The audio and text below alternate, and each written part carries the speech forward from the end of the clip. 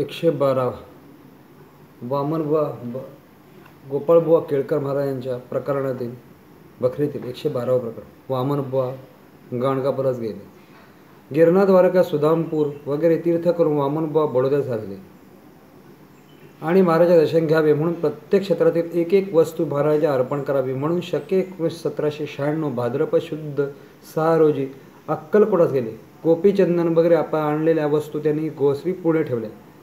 हे पाहून बत्ताशासारखे आणलेले पद कोठे आहे असे सर्वांतर्यामी स्वामी भाषण ऐकून बडोद्याहून येताना वेळीस ते पदक डब्यात टाकून वाढून ठेवलेले आपणास विसरलो असे स्मरण झाले. तेव्हा महाराजांजवळ क्षमा गेली. नंतर समर्थ म्हणाले, कुत्रियास तुकडे घाल. या समर्थाच्या बोलण्याचा कोणासही वास्तविक अर्थ समजेना. तेव्हा महाराजा बुवाने प्रश्न केला असता सेवकाकडे बोट दाखवून खूण केली. त्यावरून त्यांच्या लक्षात आलं की सेवेकरी यास माधुकरी घालण्यास समर्थ सांगत आहेत. त्यामुळे दुसऱ्या दिवशी सर्व सेवेकरी लोकांस माधुकरी घालण्यास वेध केला. एखादा सेवेकरी 250 झाले. अर्ध सेवेकरी माधुकरी घेऊन गेल्यावर महाराज म्हणाले, आम्हास ताडाण अशी आज्ञा होताच. झालेले यथासांग अन्नाचे पात्र महाराजांपुढे आणून ठेवले. त्यावेळी सुंदराबाई आणि काही पदार्थ घालीत असता. पोळी दसऱ्याच्या दिवशी आणून घाल. पोळी दसऱ्याच्या दिवशी आणून घाल असे मला वाटले की दसऱ्यापर्यंत आपणास जाण्यास आज्ञा नाही. असो. एक दिवस बुवांनी सुंदरबाई सांगितले, मी गाणगापुरात जाऊन येतो. बाई म्हणाली, गाणगापुरात बहुत वेळ गेला होता, आता काय काम आहे. ते असे म्हणाले, पाण्यात व चिखलात जाऊन बुडाल. गाणगापुरात जाण्याची आज्ञा स्पष्ट नाही असे बोध झाला. असं यांनी जाण्याचा बेत करून दुसऱ्या दिवशी गाणगापुरात चालले ते झाले. भाद्रव वैद्य त्या प्रांतात पाऊस चांगला पडला होता. उड्डार स्टेशनपर्यंत रेल्वे मार्गात जाऊन पुढे पायाने सुमारे 3 कोस जात आहेत. तो दिवस 3 चिखलाचे ओढे लागले. त्यात एक मोठा होता. त्यातून एकट्टेच उतरून पलीकडे जात असता चिखलाचा गळापर्यंत बुडाले. पुष्कळ प्रयत्न केला पण पाय हलविला म्हणजे अधिकच चिखलात तुरतावे असे होत होते. फार घाबरले व पाठीमागून घोड्यावर बसलेला एक मुसलमान स्वार येत होता. तोही घोड्यासुद्धा चिखलात तुरतला आणि त्यांना पाहून म्हणाला, क्यों जे चिखल बहुत है ऐसे तुमने हमको क्यों नहीं कहा.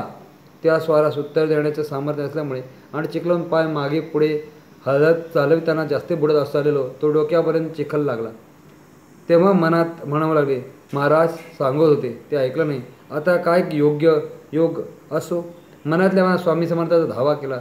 तोच त्यात असा भान झाला की हात धरून कोणीतरी बाहेर काढले. चिखलातून बाहेर आल्यावर सावध होण्यास 2 तास लागले. त्या स्वारीने आपल्या घोडा हलके बाहेर घेतला.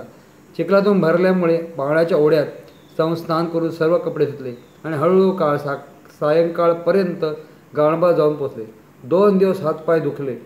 ते कमी झाल्यावर श्री गुरुचरित्र पारायण 7 दिवस 7 केले आणि देवपूजा ब्राह्मण भोजन वगैरे करून दुसऱ्या दिवशी श्री भीमा अमरजाचे अंगावर स्नानास केले. स्नान करत असताना पाय घसरून भालावर पाण्यात गेले. पोहता येत नसल्यामुळे बऱ्याच गटागळ्या खाऊन पाणी प्यायले. इतक्या संगमावरील 2-4 सेवेकरी येऊन त्या बाहेर काढले. त्यावेळी सावध होण्याचा 2 प्रहर गेले.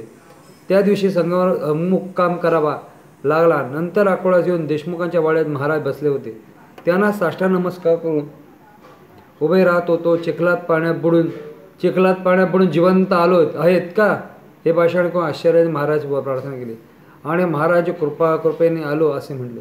या दिवसाचा अक्कलकोट सोडून कोणत्याही क्षेत्रात जावायचं नाही असा निश्चय केला. नंतर विजयादशमी भीमसमर्थाच्या उत्तम प्रकारचे नैवेद्य करून भोजन घातले. नंतर सायंकाळी राजेसाहेब, बंबगार्डन व महाराज आणि इतर कारभारी मानकरी वगैरे मोठ्या थाटाने स्वारी शमी पूजनास निघाले. तिकडून महाराज राडव्यात गेले. ते 4 दिवस बाहेर आले नाहीत. वामनबुवा आज्ञा घेऊन परत बडोद्यास आले.